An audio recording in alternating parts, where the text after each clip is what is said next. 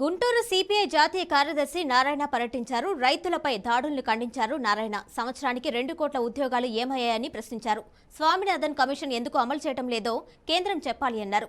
ఏపీకి శత్రువు బీజేపీ అని, విభజన హామీలు, ప్రత్యేక హోదా అమలు చేయలేదన్నారు. కోడికత్తి నాటకీయ పరిణామమని, టీడీపీ బీజేపీతో పొత్తు పెట్టుకునేందుకు సిద్ధమైంది అన్నారు. స్వార్థం కోసం ఏపీలో రాజకీయ పార్టీలు బీజేపీ కాలు పట్టుకుంటున్నారని నారాయణ మండిపడ్డారు.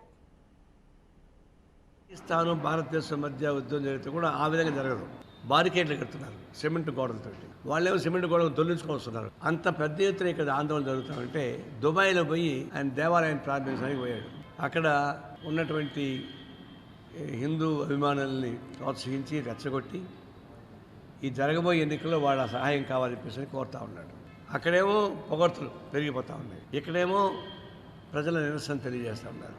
అందుకే మోడీ గారికి ఇంట్లో ఈగల మోత, బయట పల్లకి మోతలాగా ఇప్పుడు ఈ మహాసభలో ఏం నిర్ణయించబోతున్నారు?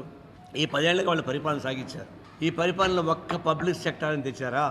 ఒకే ఒక పబ్లిక్ సెక్టార్ని తెచ్చారా? తేకపంగా పబ్లిక్ సెక్టర్ అమ్మేస్తున్నారు వర్షపెట్టి. లేటెస్ట్గా విశాఖ స్టీళ్ళు, ఎల్ఐసి లాంటిది ప్రాఫిట్.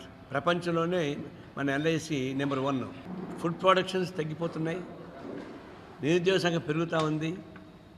రైతాంగానికి గిట్టుబాటు ధర కావాలని కోరుతున్నారు. రైతులు ఏం కోరుతున్నారు?